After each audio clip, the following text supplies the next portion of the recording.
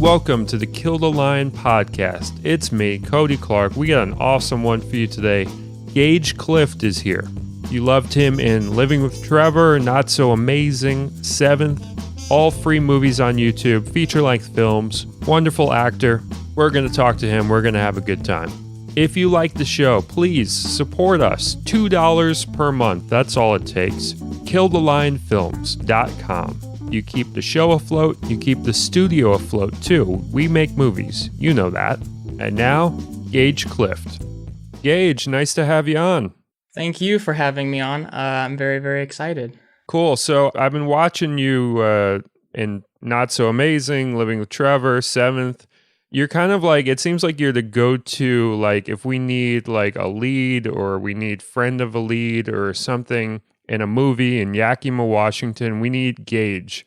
What's it feel like to be in so much stuff coming out of your hometown?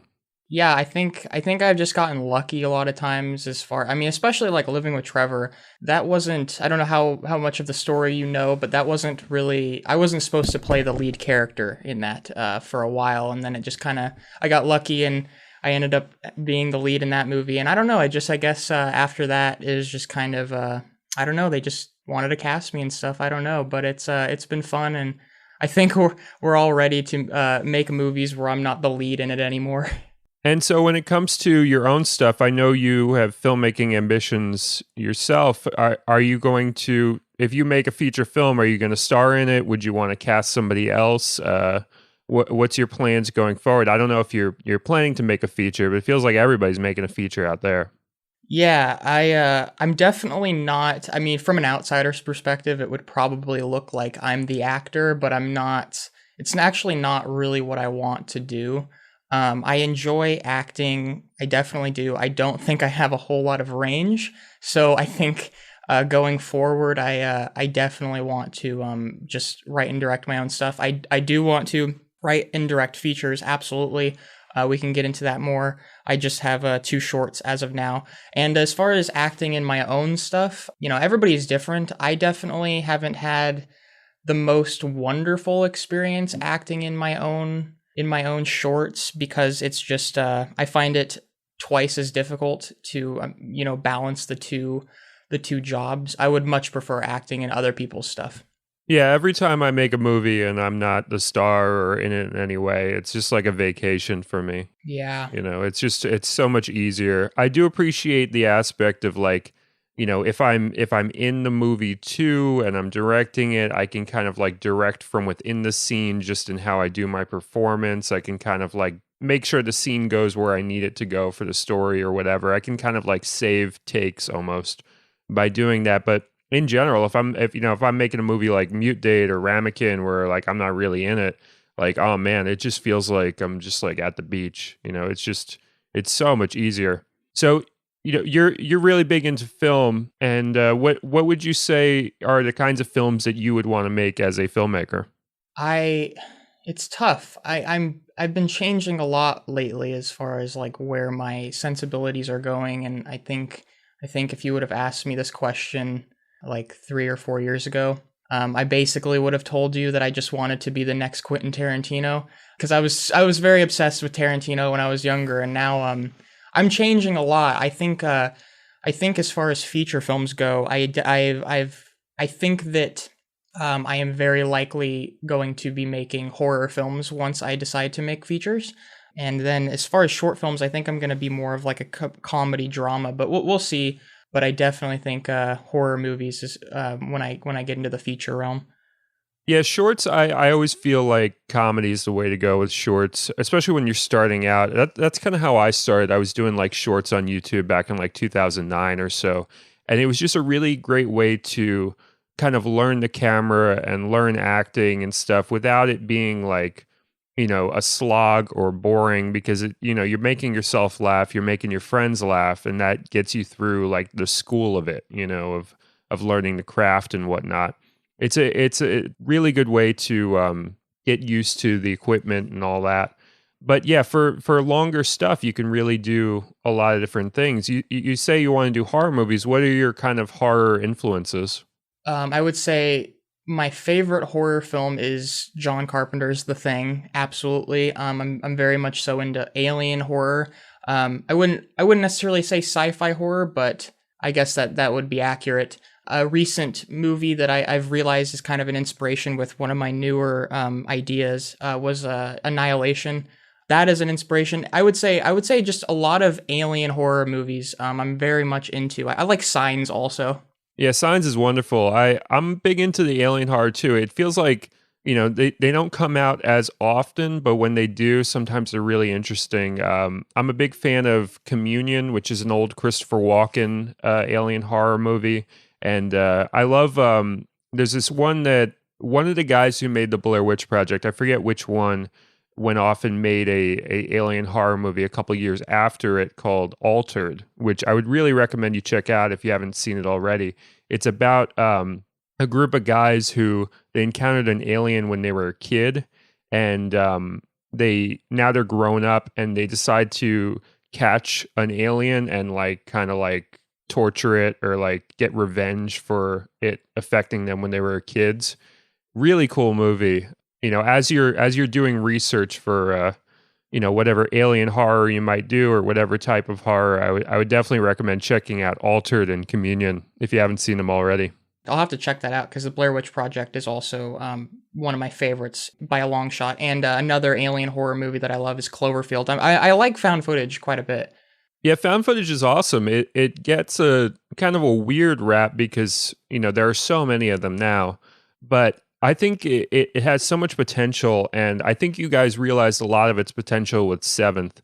I think that was a really grounded movie, almost in like a like kind of similar to maybe Gus Van Sant's movie Elephant, where it's just like you're just plopped down with these very real, natural characters. I really dug it. I thought, especially too, like the stakes of the movie, the fact that your character has to kind of convince the other characters that what's going on is something much bigger, and the fact that like it's around the circumstances of a birthday, and the fact that like what you're following, I don't want to give too much away for anyone who hasn't seen it yet. It's on YouTube for free. Everybody should watch it. The fact that like what you're following could be like a scavenger hunt or could be something planned for you. You really nailed a lot of the drama there. And I think that's probably why, people like using you as an actor, is that whether it's Living with Trevor, whether it's Seventh, you really sell frustration really well. And that goes a long way with these stories. Oh, that's good. I appreciate that. I'm probably my number one biggest critic, so that's good to hear. Well, yeah, I mean, I think everybody is to a certain extent, and I think as you get older, how old are you right now? I just turned 22. When you get older, you're going to have different versions of yourself that you can tap into as an actor. And I think like, right now you can tap into the kind of movie where like a guy starts the movie by riding a bike to school. Like that kind of like awesome, 80s, 90s thing, which I feel like everybody wants to at some point in their life either make a movie or be in a movie where some kids on a bike on the way to high school. It's just this classic image that, I love in movies growing up. And that, I live in the city, so I've never really had the opportunity to make a movie quite like that, where it starts off in that way and we deal with the suburbs and whatnot. I'm still, not in that period of my career where I can do suburban movies, because I do have ideas for them. I just haven't been able to do them yet. But, as you get older, you're going to find different things that you can do and you can tap into, as your look changes, as your vibe changes and all that. And you just kind of, you listen to the muse of, who you are at the time and tap into it as best you can. And I feel like, with these three films, you can always look back on those and be like, man, that was me at that time making those movies and all that. And it's a really cool time capsule that you get by the fact that you guys started out so early as far as making features. It's really impressive. Yeah, I agree. Like as far as looking back and it kind of defining that era of your life, which has been really incredible to see because I don't know. I mean, at least for me, making movies, those periods of my life are always like, especially with Living with Trevor and Not So, because they took a long time and were a chunk of our lives. Like you're really able to take it and look at it as like a portion of your life outside of everything else. So it's very interesting to see how you change, and and living with Trevor especially, because living with Trevor was like me and Caleb growing up as people. We became adults making that movie. Basically, we started when we were 17, and by the time it was released we were pretty close. I think Caleb might have been 20, I don't remember, but yeah, it's crazy when movies take so long, and seeing yourselves grow up, it's kind of an amazing thing. Yeah, I think something you're going to carry through your life as an actor, as a filmmaker, or whatever. Just talking to you now, you have a very good kind of like straight man vibe that like I think you tapped into really well with Living with Trevor, because obviously you're acting opposite someone who is the silliest character in the movie, and you get your comedic moments as well, but in general you just kind of have to be our rock as viewers, and you did that very well. And I think you do that really well in all your stuff, where like you just are this person that people are kind of bouncing off of, yeah, as far as your energy in these films. Do you ever like feel the desire to do more silly stuff, or do you like to be kind of the more relatable character in things? I've tried doing more comedic stuff, and I think I'm capable of it, but I think I am kind of just a neurotic guy, and I'm kind of a miserable guy, and I think that I tend to gravitate more towards roles like that. I think that was why I kind of worked for Chris in Living with Trevor, because I was definitely that miserable, depressed teenager who hated his life, and then and I think Not So Amazing was the first time that I was gonna play like a genuinely nice, easygoing guy, and I still kind of managed to make that character a little bit of an asshole here and there, because it's just hard not to it's hard not to lean back into your own personal qualities, because that's where I think the acting is the strongest, when you're kind of taking from your own emotions and stuff. So, but yeah, I would very much like to play something more comedic at some point, but I also would like to play a very straightforward drama. I'm interested in movies that really commit to the genre, and I'm interested in either, like just a full-fledged comedy or a full-fledged drama. So, what's your acting background outside of doing these films with your friends? Did you study acting at all? Did you do any theater in school? Not at all. Living with Trevor was, I mean, Living with Trevor was the first thing that was ever released that I was in, but I've made stuff, unreleasable stuff for, I mean, God, at least 5 years before that, making movies by myself. So, and I also, experimented with YouTube and stuff. So I would say just I had a lot of practice just being in front of a camera by myself, So I wouldn't say it. I don't think it was natural at all. It was something that I just kind of forced myself into, and I just got used to being in front of the camera and not really overthinking it. I definitely don't. When I'm in front of a camera, I'm not thinking that like people are going to be watching this later on, which is definitely helpful. I think that I could actually benefit a little bit more from having that mindset that, oh, people are going to watch this. Maybe I should, play this up a little bit more or something. Yeah, it depends on the project, obviously. Some stuff, if you get into the zone with it of just, being in it, not worrying about what anybody else is going to think, or whether anybody else is going to, if anybody else is going to watch it or whatever, you just want to be in the moment. That's always beneficial, I've found, with acting. It's just kind of like, I'm here, I'm right now, this is what I'm reacting to, all that stuff. What are actors that you dig personally? We've talked about you liking Tarantino, you liking the Alien films, but like, how about performances? What are you drawn to? I like really weird actors. Like I'm a big fan of like, and I wouldn't say like any of these actors are really inspirations. It's tough. Like some of my favorite actors, I wouldn't say I'm anything I really like Keanu Reeves, even though he gets a lot of flack, and I like He's wonderful. I love Keanu. yeah, the John Wick movies are, oh man, they're too good. And I really like Michael Fassbender. He hasn't really been doing a lot of good roles lately, but I like like his role in his performance in Inglourious Basterds is probably one of my favorite performances. Yeah, he's hugely capable as an actor. And I really dig that you dig Keanu Reeves because he gets such a weird rap, I feel like. Throughout his career, people think of him as one way, like a lot of different times, and then you realize, well, wait, he's done like a lot of different stuff. He's done, Bill and Ted was a completely different vibe from The Matrix, and The Matrix was a completely different vibe from John Wick and all that. But he gets this weird reputation as like wooden or something. And I don't think he's that way at all. He does what's right for the role and the material he's doing at the time. Yeah, I like that he's unorthodox because I don't think that I love watching performances and knowing for a fact that nobody else in the world could do it just like the way, this guy's doing it or this girl's doing it. So, and I think every Keanu role, like, he's just so unique in his delivery and his like facial acting and stuff that I don't think anybody else could do it, whether you like it or not.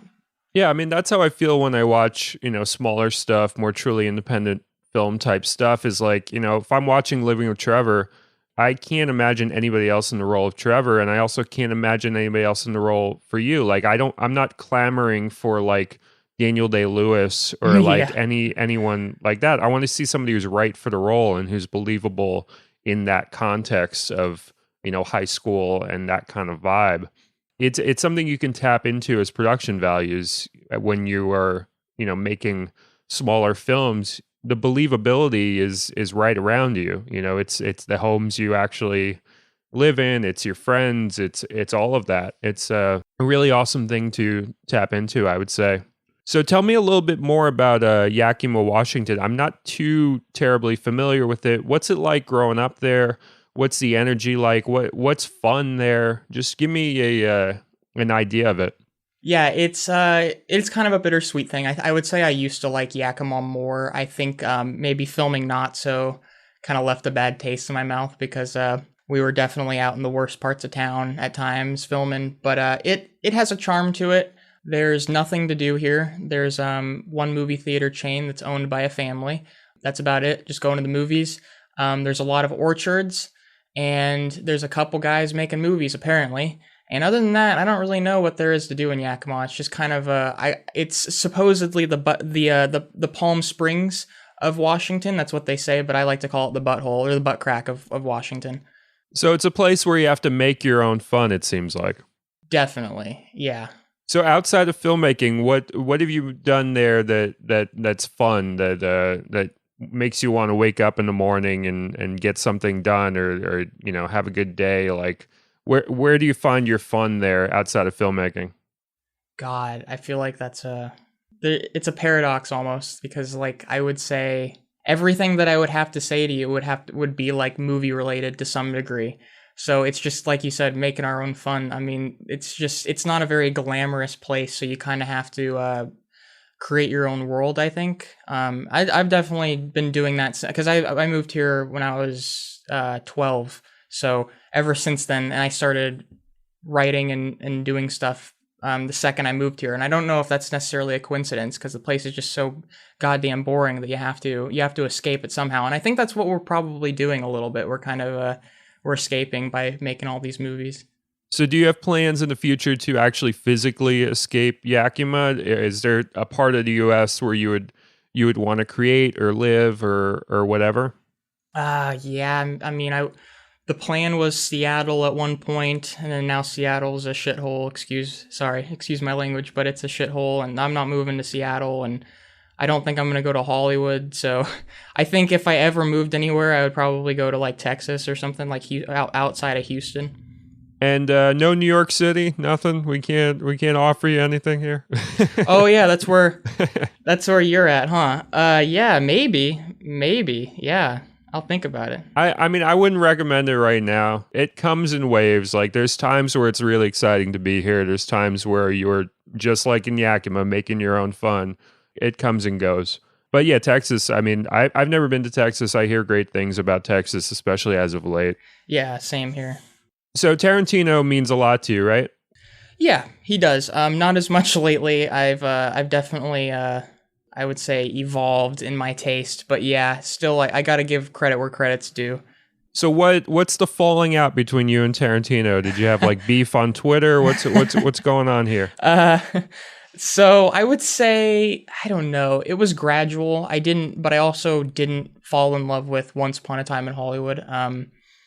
But it's also just, I don't know. Growing up, I was the kid with Pulp Fiction and Reservoir Dogs posters all over his room, and you just get sick of it after a while. But I still am holding on to that love for Inglourious Bastards. It's one of my favorites, I like the relatively new Tarantino now. Like I like Inglourious Bastards, I like Django, and I liked The Hateful Eight. But I'm not so sure I'm excited for where he's headed because I didn't much care for Once Upon a Time in Hollywood.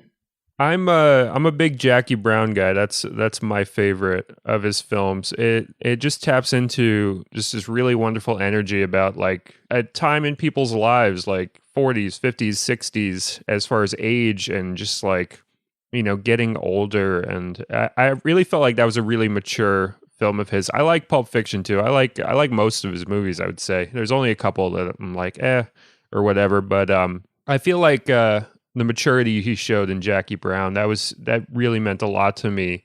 I feel like Pulp Fiction was kind of his most juvenile film of that period, and then like it was amazing that like right after that he's doing this movie about like older folk getting older, and I feel like that was when I realized, oh, okay, this guy's like a ton of range, and Yeah, he's one to watch. I like what you said. You said mature Tarantino. It's my favorite kind of Tarantino, and I think I definitely see that argument for Jackie Brown. I wish I liked Jackie Brown more. Maybe I think it's one of those ones that might resonate as I get older. But I like Inglourious Bastards because of how mature it is, and then it's also why I sometimes dislike, or at least don't not love some of his other ones.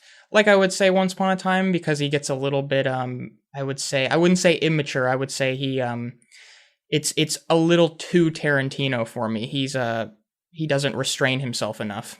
Yeah, I think for me, what worked about Jackie Brown was the restraint of it not being his own material. He definitely did his own stuff with the book that he was adapting, but I think that might have been something that reined him in. And I feel like over the course of his career, he kind of needs something to rein him in just a little bit here and there. I feel like he works better with that because I feel like unbridled Tarantino can just be a little bit, where you roll your eyes a little bit at it at points. Yeah, I definitely agree with that. So tell me about acting opposite Trevor in Living with Trevor, because I mean, this is a character that's off the walls. This is almost like a cartoon character. It's almost like you're in like Roger Rabbit or something.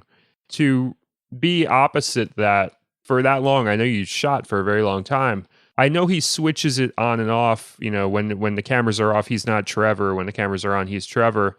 But to act against basically a cartoon character, what was that like? Oh yeah, I would say it was a lot of fun, and it was I think what was most interesting. I think on Caleb's episode, he mentioned people who knew Adam. When they saw the performance, they were shocked by it. They didn't know he could do it. But what I saw, it was always people who saw the performance before they saw the person, which is a lot of the people who watch the movie. But like a lot of our friends who didn't know Adam yet, they saw the movie and met Adam in person, and it was like hilarious because, like Caleb was saying, he's nothing like that. He's funny in both versions are funny. He's not just funny as Trevor, I think, and that's what I love about Adam, because he's displaying completely two different senses of humor. When he's Trevor, it's the Trevor humor, which is pretty hard to explain, to be honest. And then he goes back and he's Adam when the cameras are off, and he's very dry and kind of mellow. And there was never a boring moment. Yeah, it seems like that sounds about what I would expect, and he comes across to me as like, for some reason, when I was watching like the behind the scenes or something, it was funny when he was saying like, "Oh, I only want to do Trevor and whatnot." And like as he's talking, I'm like, "Yeah, but you're kind of interesting just talking right now. Like I'm compelled.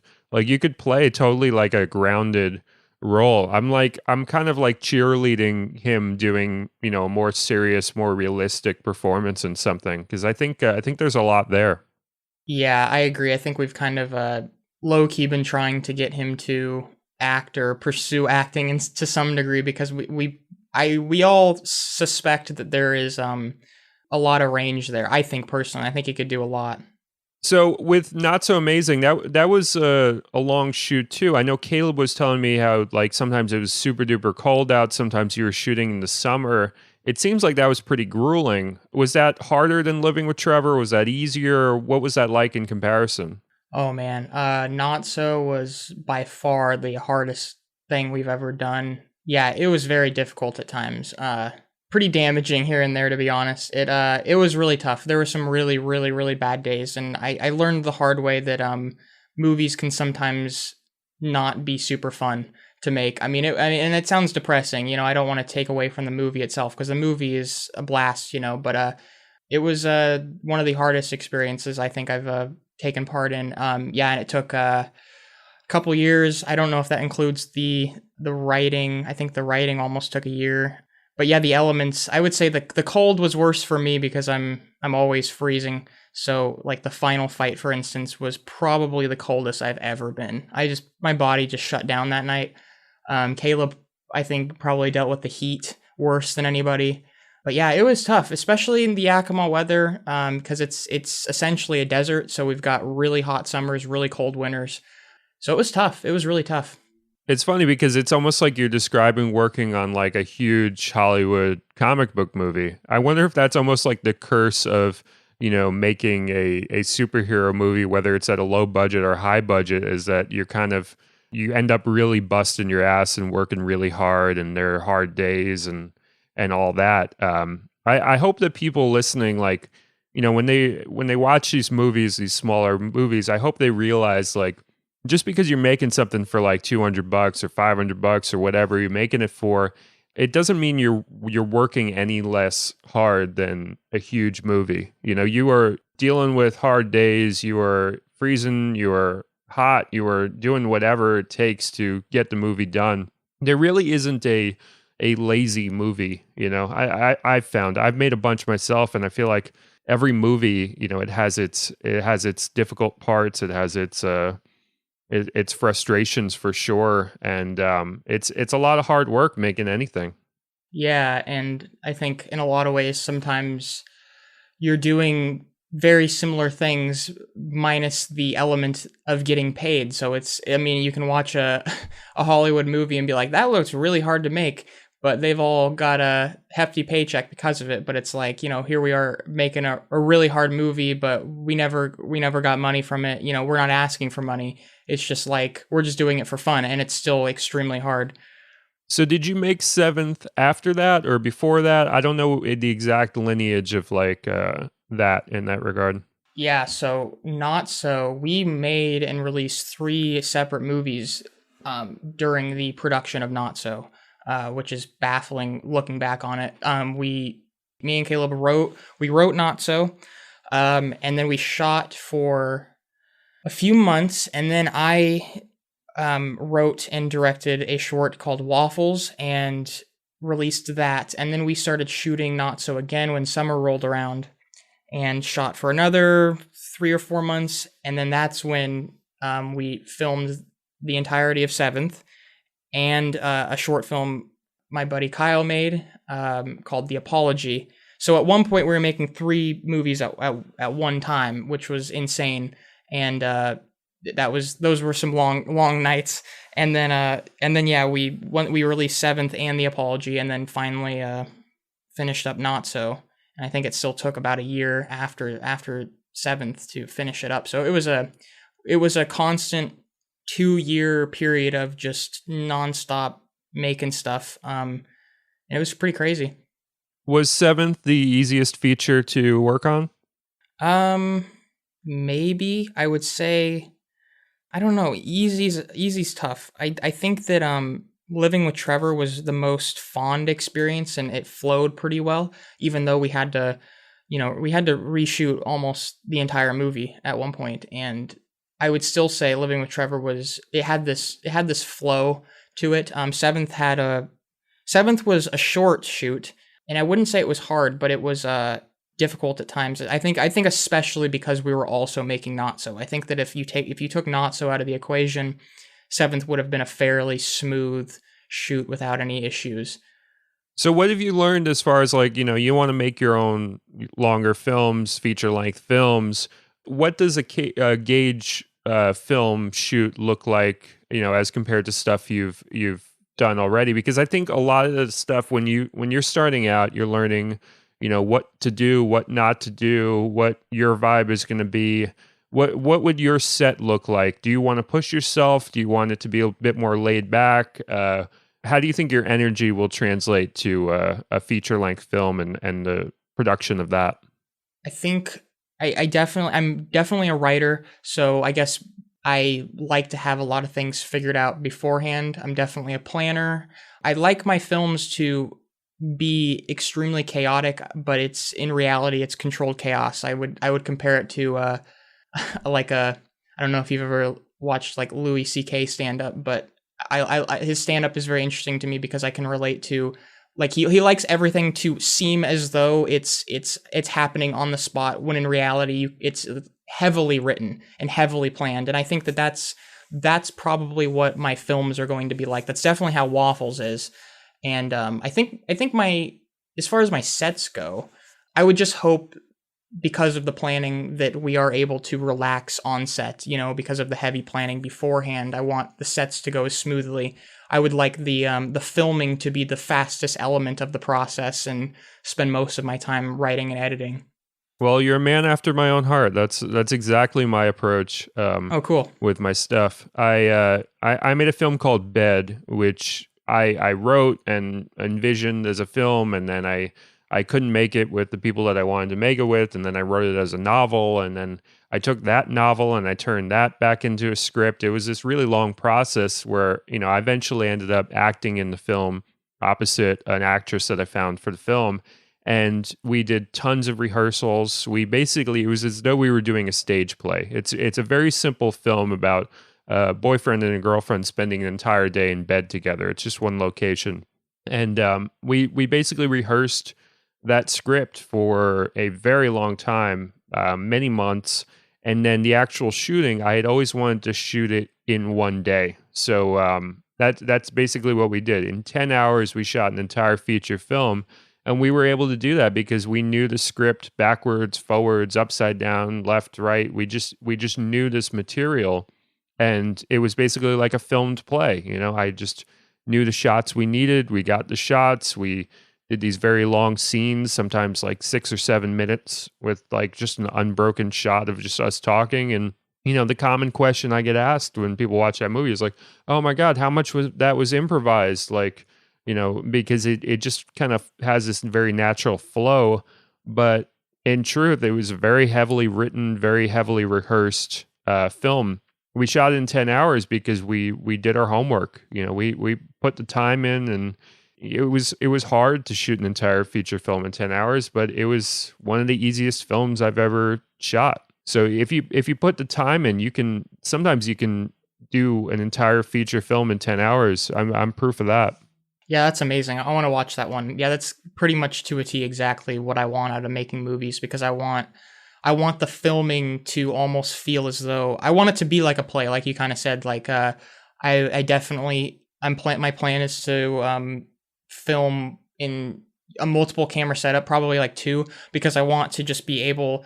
I'm not a fan from the experience I've had of shot reverse shot style filming. I feel like an actor is only as good as the person across from them. It's it's like a reflection.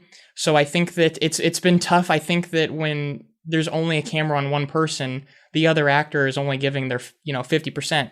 So the actor on camera is only giving 75%, because I don't think they can fully do their work if the other person isn't fully doing their work. So I want to do like a 2 camera setup and just let them go like it's a play and just sit back and enjoy it.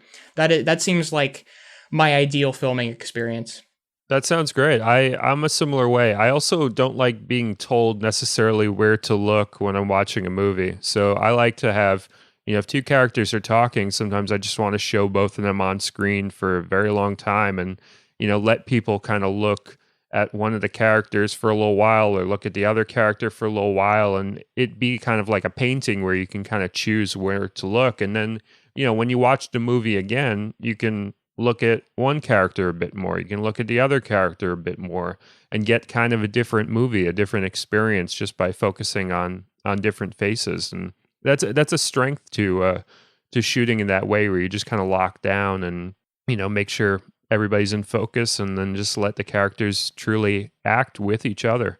I try and avoid the massive amounts of coverage that sometimes films get, where it's like, all right, well, we need the close-ups. We need the close-ups for everybody. We need the master shot. We need the two shot. We need like all this stuff, where it's just like, it's too many options in editing. I edit my own movies, and I don't want too many options. Like, one of the things I always say is, like, if I have like a really, really good actor where like every performance is amazing, sometimes it's really hard to choose the line delivery and editing that I want to use, because I've got like 10 that are equally good.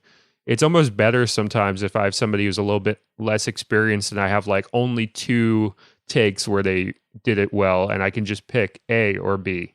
Just I can just say, I want to go this direction or I want to go that direction, rather than like 20 different directions. So, that I'm going off a little bit of a tangent here, but, I think we're on the same page as far as like how we kind of would like a movie to flow as far as the production and, as far as a viewer and all that. Yeah, definitely. I think my biggest inspiration for that is the Before trilogy, kind of the way Linklater shot those movies. Just lets you be with the characters, and it just has this elegant flow that I love, and it doesn't... it's not overly stylized or anything, and it feels very much like a play. Yeah, I think that's a strength that, films need to tap into more. I feel like, we're losing the battle in a lot of the ways to television and to series in general and serials and all that stuff, where like somebody will like sit down and watch like a 10-hour series, and if you ask them to watch like a 2-hour movie, they're like, what? I don't have time for that. Like that's 2 whole episodes of my series I could be watching. Come on, guy. Like it's just like people's priorities as far as time are pretty skewed. And I feel like if you can give them something that's 90 minutes, 2 hours, whatever, and every time they watch it they can catch something new, that's great. That's a really beneficial thing as far as film, because I feel like with TV shows, they get into this rhythm of, oh, if I want that vibe again, I got to watch the next episode. I got to watch the episode after that. I got to watch the season after that, etc. And I'm just going to continue in this straight line. But film at its best can be this thing where you just keep revisiting it over and over and over again, which isn't to say that there aren't great films that you watch once and you're like, I don't need to see that again, but it was amazing. But the repeat watches that you can get at a film, sure, there's TV shows that you want to watch again and again and again, but to watch it again and again and again will take 30 hours, 50 hours, whatever. Whereas a movie, a great movie, you can just go back, see those performances, get something completely out of the story, the dialogue, whatever. And it's only, it's kind of like time travel, where you're just revisiting this day over and over and over again, and you're just catching new things there. Yeah, 100%. So with Seventh, I have some questions about Seventh, by the way. I've pet like theories about Seventh, and I don't know if I'm like crazy or whatever, but I have questions. Do you think you can answer some questions about Seventh for me? Yes, I will try. I'm not sure what's off limits because it's been a while since I've talked to Micah about it, but yeah, I'll do my best. Maybe I might politician the answers and kind of beat around the bush a little bit. Okay. Now I don't want to do this like super spoilery, so like I'm in my questions, they might sound a little bit vague, but okay, so there's a point in the film where you and Micah's character are talking, and you talk about Pokemon cards. And one of you says like, "Oh, I used to like, collect those when I was like really young or whatever." And it just does not make sense as far as years whatsoever. But then, having seen the film, it appears to me that that could be like a wink as far as like some supernatural stuff that's going on, or that this isn't like our timeline. This is like a different timeline. Was that deliberate? Was that like a mistake? Am I crazy? Am I onto something? It's it's fascinated me. I would love to pretend as though that was a clever Easter egg, but I think that that was just a mistake. Can we please just pretend it's like Yes. it's a deliberate Easter egg, because it really works for the film. You know, that's the great thing about, like, when you put together a movie, you can put it together in such a way where unintentional stuff works perfectly. And I think Yes. that's the case with this film. Yeah, I definitely think having that mindset watching the movie is a good mindset to watch it in. It's just like some things might be mistakes, some things might be clues, you know, it just kind of varies case by case, but yeah. Yeah, I think that's what you want out of a movie of that type. Absolutely. Like it kind of has to be that Donnie Darko type thing where like everybody has their own theory. Once you venture into that territory, you know, you really want people to have their own fan theories and to get their own things out of it, for sure. Yeah. So do you like that kind of like mind-bending cinema? Do you like movies where you have to kind of like analyze them and pick them apart and have theories and stuff? Is that your taste? I do. I think it's definitely Micah's thing. We definitely had a lot of fun coming up with crazy ideas for Seventh and blowing each other's minds with the twists and the turns. So that was a lot of fun. And but I definitely think that's Micah's thing. A lot of Micah's favorite movies are have that oh my god moment, you know, in the third act or something. So I think that that's more for him than it is for probably any of us. But I do like, I mean, I definitely do like my fair share of crazy movies. I'm definitely, I don't know, I think out of the whole group of guys, like my thing is definitely just there's kind of an ongoing joke that I because I don't really like animation or like I like all my favorite movies are rated R, I guess. That's what I'll say. Like definitely like into violent stuff, and I think that's probably what I most flock to. So I have one more question about Seventh, and it pertains to the basically where the film goes. So obviously I have to be careful about spoilers. But you know, the when we find out the event or whatever, you know, that event is the kind of thing that was happening maybe 10 years after that. You know, that was more like a more recent phenomenon, I feel like, as compared to, you know, something that would happen in the year that you guys are talking about. So in that sense, I feel like that supports the alternate timeline thing that I'm picking up on with I'm using the Pokemon cards thing, because I feel like that in conjunction with the Pokemon cards thing, that just points to me as like, all right, this is another Earth, this is another timeline, this is another dimension, whatever. Is that, am I on to something? Do I make sense? Yeah, I think the event that you're talking about, you could totally look at it like that. Yeah, I know exactly what you're talking about. You could look at it as though it's kind of a alternate timeline thing, and I think that that would still. I actually think in a lot of ways that might make more sense. Actually, now that I think about it, because I always kind of wondered. I think that that aspect of the story is slightly abandoned as things are revealed. So I think that that actually kind of makes things more interesting. And yeah, you could play around with stuff all day, and I think it would actually work. And I think that you could you could totally do that. So what's directly next for you? Do you have anything that you're writing right now? Do you have anything that you want to write? What's on your plate? Yeah, I have a short film that I wrote called How Are You Doing? That's I'm gonna start shooting hopefully soon once I cast for it. And I'm writing a mini series right now, which I'm really excited about. That's gonna be after also.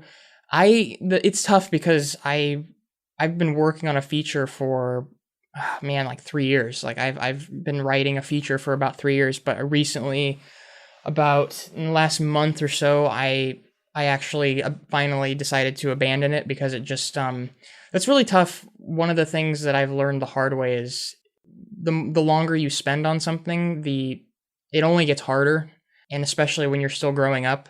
You know, I was writing this feature for like 3 years, and I caught myself. I caught myself thinking, why am I constantly rewriting this? And I realized that it was because I was trying to make it more relevant to who I was in the moment, because it was the script is so personal, and it was just, it's so me from 3 years ago. It's just not who I am anymore. So I couldn't make that movie anymore. But so I guess the reason I bring it up is because it feels like I've been working towards a feature for a long time, and I finally just had to let it go. So it feels a little bit weird. Feels like I'm kind of starting fresh a little bit with these shorts and the mini series that I'm working on, and I'm pretty excited about it. And I'm still planning on making a feature, but right now I just need to just make something that's me, you know. Well, you're talking to the exact right person right now, because that was my experience with what was going to be my second feature film way back in like 2012.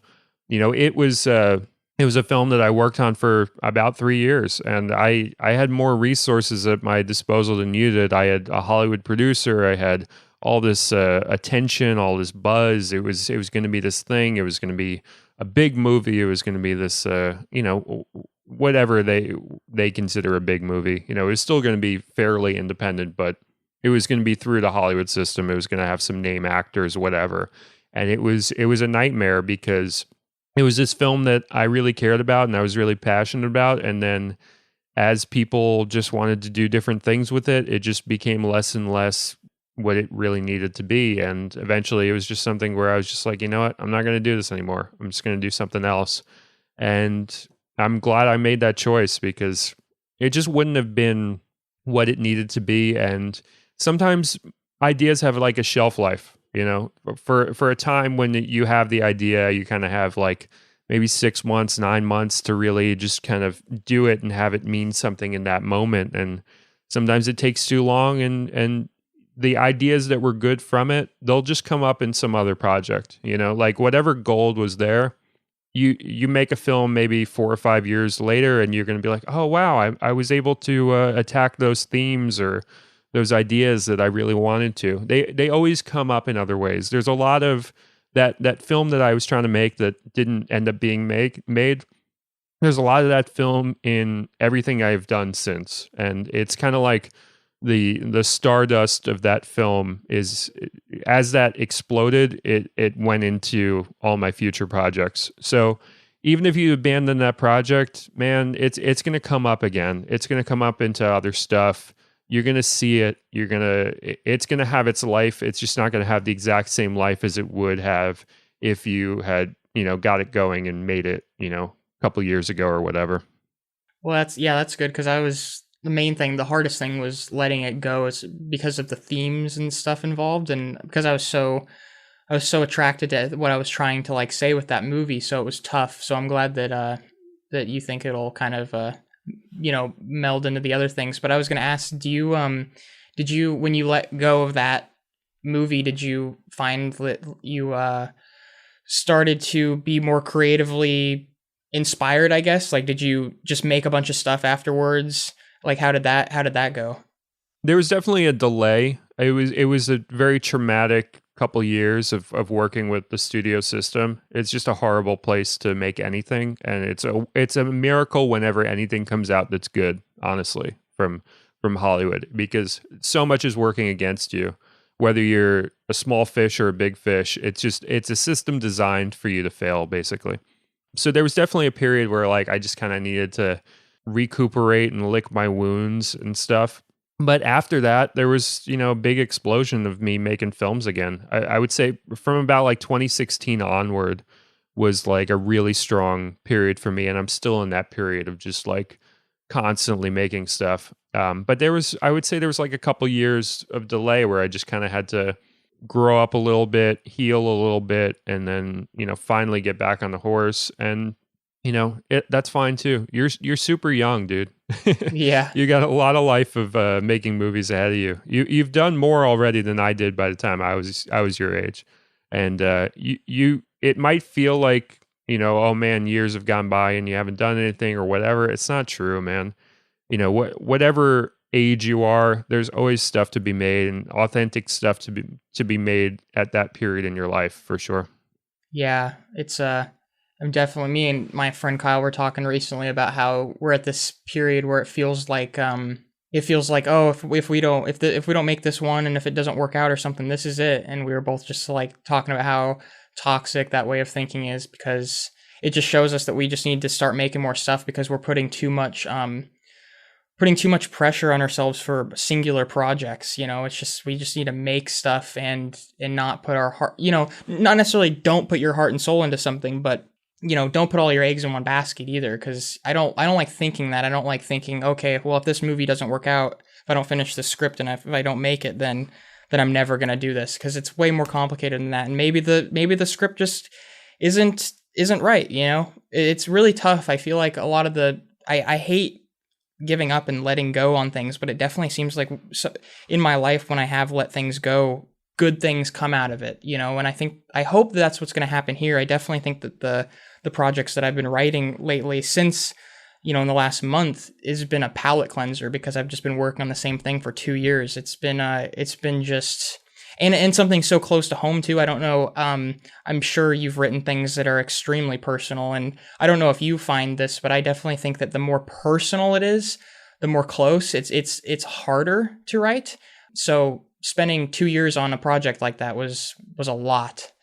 Yeah, it's almost impossible, the task of really capturing yourself and your surroundings. I don't know if you've seen Synecdoche, New York. Have you seen that movie? Yeah, I've seen it. Yeah, it's the thing that he goes through, where it becomes this impossible task to really capture yourself and your life in any real way. You kind of always, I found with my projects, I need something between me and myself. So with Ramekin, it's a movie about a porcelain like dish, like a little porcelain Yeah. cup that like, possesses this girl that like is living in her grandma's house or whatever. So there's a lot of me in that movie. There's a lot of my thoughts on narcissism and creation, making stuff and artistic, whatever. There's just a lot of that. A lot of my thoughts get through there. But on its surface, it's this very goosebumpsy tale about, a girl and a weird cup that she finds. And that was my way to access parts of myself and things that I thought and things I wanted to get across that were very personal, without that device, without that thing between me and myself. I wouldn't have been able to make something as personal, I don't think. Not at that period of time, at least. And if I really look at all my films that I've made, there's always something there that's like the catch or the whatever that's between me and myself, and then I'm always able to, dig up and mine really personal stuff. And it kind of hides in plain sight, because somebody watches, a movie like Ramekin or Mute Date and they get one thing out of it. But I personally, I can look at those films and see like what I'm really getting out into the world that I don't think I would have been able to if I'd done something strictly autobiographical or hit too close to home or whatever. So you mean like you kind of almost hide the personal stuff and what you want to say underneath something a little bit more digestible, kind of? Yeah, it's not a deliberate thing necessarily. It's just that like if you get your mind out of the headspace, if you get into the headspace of like, all right, I got to make this movie about this silly porcelain cup and this girl and it possesses her. That's my goal, right? And then I sit down to write, and guess what comes out? Me. Yes. It's all the stuff that like I really care about comes out of it, and somebody else writing that exact same story, something else is going to come out of them. I'm the only person that can write a porcelain cup movie that feels like me. Anybody else is going to have their own thing. So I've found that the most personal stuff comes from me not trying to make it personal, me trying to do something else completely, and then just letting the personal stuff naturally arise from the material. Well, that's really cool, because that's something I try to aim for also. That's actually funny enough, the point, that's kind of the thesis of Waffles in a sense. When I wrote that movie, it was kind of like almost like an anti-short film in some ways. It was kind of the whole purpose was to have no purpose, kind of, because I dislike when a movie is exactly, the movie is what it's trying to say. There's no identity to it besides, I guess like ideology or like meaning. Like meaning comes first, like you were saying like you start with an idea, and then yourself, your personality kind of comes later as you're writing it, which is inevitable, which is exactly what happened with Waffles. Like I started writing something about uh, a guy making pancakes for his roommate, and the other guy wanted waffles, and they're arguing, and in doing so, it became this whole thing, and I realized, oh, I don't really have anything to say here, and then I kind of went with that. Like, that was what I had to say, was that it's okay not to have something to say. Just make your movie and tell your story. It doesn't really matter. Yeah, people get bogged down in meaning, I feel Yeah. like, because they kind of almost have to justify their weird hobby of wanting to make films or wanting to write stuff or whatever. So things feel like they need to be extremely important. I think anything can be important if you make it important in a very natural way. I think it's very hard. It's almost too much pressure for the writer or for the audience or whatever to be like, this is an important film, you know? And it's Hmm. just like, how are you going to really sit down and make something that's going to be that grueling, and it feels like everything rests upon it, you Yeah. know? There is. It Sorry to interrupt you. Go ahead. Yeah, no, go, please I go. was gonna say there's just nothing. There's nothing that feels as good as figuring out like what you're wanting to say as you're writing it, kind of thing. Because it's like, if your goal, for page one is, I want to say this thing, it's kind of boring. But if you just start writing something, and at a certain point you're like, oh, okay, this is, I guess I'm kind of saying this. This is interesting. It's kind of it's a fun technique to kind of figure yourself out. Yeah, I want to, if I'm really into an idea for a movie that I want to write, I want to find out what I really feel about it by writing it. You know, Yeah. I don't want to know what I feel about a subject beforehand. Mute Date, if I had known what I wanted to say with that movie, it wouldn't have been that movie, and I don't think it would have been any good. Like, that movie was a discovery of like me opening up themes and me discovering like, all right, well, how do I really feel about this? All right, well, if I feel that way, how do I really feel about the way that I feel about that? And then et cetera. And it's a journey, just like it is for the characters of any film. It's got to be a journey for the writer as well. You know, if it's like kind of like the thing people talk about when you're writing like a biography, or you're writing, a historical book about a period of time. You write it because you want to find out more about it, and the easiest way to find more about it is to write a book about it. So if you're really interested in bridges, then you learn everything there is to know about bridges. You don't write the book about bridges when you already know everything about bridges. You have to learn new things along the way, whether it's something that's very fact based, like a book about bridges, or it's a relationship movie. If you start a relationship movie going like, all right, girlfriends are like this, boyfriends are like this, this is what it's like, folks, here you go, then everybody watching is just gonna be like, ugh, like, man, like, you didn't learn anything. You're just like kind of like telling me everything you feel about this thing, and man, like, you got to go on the journey with the audience, I feel, as a writer. Yeah, definitely. And I really loved in Mute Date. I like the alpha beta thing at the end, that it kind of felt like you were I mean, I'm sure you were setting it up to some extent, but it also kind of felt like you kind of, along with the audience, were discovering that element of the movie, and I really liked that at the end, the whole like little arc that the guy character has. Yeah, it's this Pandora's box, it's this Schrodinger's cat, it's this weird kind of thing with I feel like with any technology, where you aren't ever fully sure what the people creating the thing really feel about the users or the world or what you're using, whether it's social media, whether it's, some crazy technology. It's just like, and you kind of just have to play these games in your head of like, man, are they trying to control us? Are they trying to show us that control is bad and hoping that we rebel against it? What's the end game here for somebody who creates Facebook or Twitter or whatever?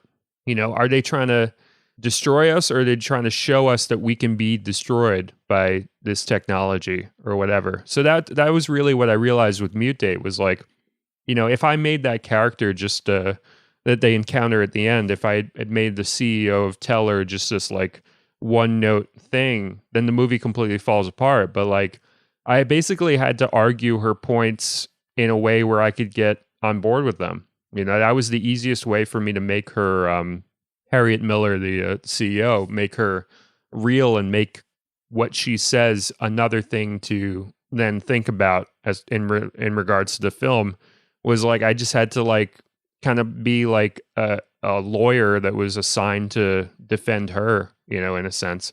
And that's something I carry over into my more relationship oriented movies where like maybe I'm playing the lead role and maybe the other lead is a girlfriend of mine or somebody that I'm seeing or whatever. I got to put so much of myself into what she says, you know. If I'm guessing at like here's what she would say or here's whatever, it's just like, man, that's when you get really thin characters. You know, I have to basically put myself in her shoes, and a lot of the times like, man, people think like, oh, Bed, you're in it, you wrote it, you're probably a lot like the main character in it. It's like, nah, I'm actually kind of more like the girl, you know? Yeah, I'm yeah. more like that character because when you write something, you're everybody, you know? If you're truly writing it, there's some part of you Yes. in every character because that's how you get empathy. That's how you get people to care about any number of characters in your stuff. Yeah, sorry, not to just like go on like a huge tangent, but yeah, that's really tough to do, not straw manning you know, characters that you that you don't agree with, or you know, you don't really relate to, or they're like quote unquote the bad guy of the film. It's so hard not to straw man them and make the main character look, you know, better. And it's a really good like strategy to have your main character have maybe some kind of stupid opinions and that you don't even agree with, and just try to do your best understanding why they would have that opinion or something. And that's like almost like you said, like having empathy. And it's almost it's almost in a sense it's how you like understand other people in the world, kind of by creating these characters that you don't agree with and trying to understand why they feel that way. And that's really fun to do, but it's hard. Yeah, it's also how you get people to be on board with being in the movie in the first place. Like when I made Mute Date, you know, my political leanings are pretty much opposite of everybody else in that movie. And it was this thing of like, all right, I'm writing this thing where, you know, somebody could look at this movie and be like, oh, this is a very like anti-woke or anti-PC or whatever thing. And I'm not going to get anybody to act in the movie if it really is that at the end of the day, you know, because most actors, I don't know if you've found, but most actors that I deal with here in New York City are pretty liberal and sometimes extremely leftist and whatever. And they're not going to be in Mute Date if it's one note and if it's just me, you know, with my political screed. It's got to be this thing that kind of lies in the middle and is pretty gray. And at the end of the day, you walk away from the movie and you're like, well, I'm not really entirely sure what that movie felt and what that movie was trying to say. I think it was just trying to discuss something. And so if, you know, if all the actors in the movie read that script and they're like, yeah, I can get on board with that, that's kind of like your litmus test of like, oh, I'm actually saying something here. I'm not just like, you know, on some diatribe.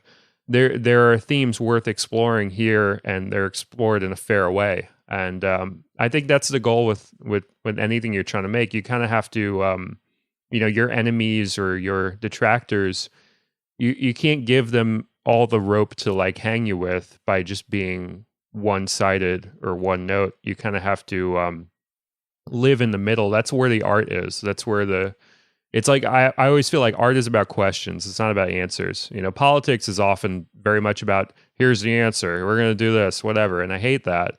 I like Pretending they have the answer kind of thing. yeah, I like art. And I think that's why propaganda can be so dangerous is because it's like it's the thing of art being about questions and the thing about politics being about answers, and it's giving you both in one thing. So it's like, here's the question and here's the answer. Here you go. And I hate that. And I don't ever want to be that kind of filmmaker or that kind of artist. I never want to deal in propaganda. I only want to deal in the realm of questions. That's where I firmly am. I'm never going to be a politician and tell you I have the answers, and I don't want to tell you I have the answers as an artist either.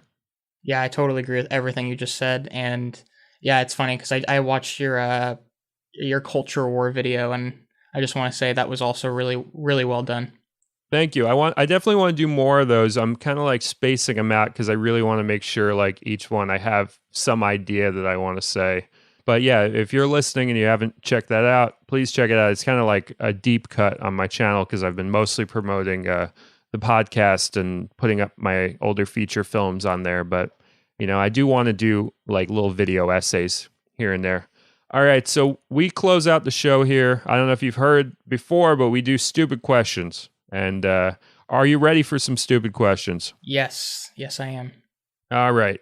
Now, are you familiar with a video game handheld called the Gage? Oh man, I feel like I have heard of that. I don't know a lot about video games. It's spelled just like your name. Wow. It's Gage. Okay. And it's the Gage, and it came out, Nokia put it out. This was around like, I don't know, maybe 2003 or so. And it was this like phone / handheld, like kind of like a Game Boy or whatever. I feel like it had like Tomb Raider and Tony Hawk's Pro Skater on there. Oh, okay. Well, I just feel like if there was like a thing called Cody, I would be obsessed with it. So well, you should definitely go down the tangent of like exploring what the Gage was. I'll have to. I'm looking at it right now on Wikipedia. This is interesting. I'm hoping somebody gets you one for like Christmas, or finds one on eBay or whatever. I just feel like you need to own it, even if it like, I don't know if it still works. I don't know if it's one of those technologies where like, if you don't have the cell phone provider, like the whole thing like just dies. But I just feel like you need the Gage in your life. Yeah, I do. Yeah, somebody needs to buy that for me and mail it to me. I'm saying. All right, next stupid question. So your last name is Clift, right? Yes. Any Any relation to Montgomery Clift? Yes. Oh, really? Oh my God. Yes, he is.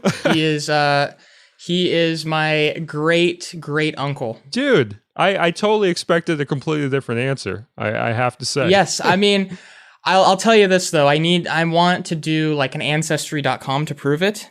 But I mean, that's what I've been told since I was a kid by all my family. But yeah, so I've watched some of his films. I need to watch all of them. But yeah, it's very exciting to have the last name, to be honest. You actually kind of look like him a little bit. Well, he looks like my dad and my grandpa when they were really young. So that's one of the things that I'm just like, okay, they look almost identical. My dad's like 20 and my grandpa's in his 20s. They look very similar. And my great grandpa is actually a professional baseball player as well. So cool. What did he play for? He played for the Browns in baseball. And yeah,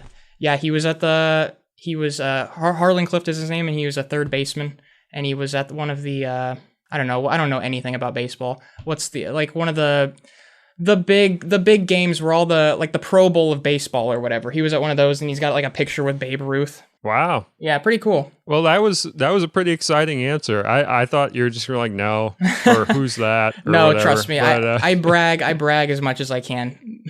Right on. Yeah. Well, wow, we had a little bit of a discovery there. That's pretty cool. Yeah, it is cool.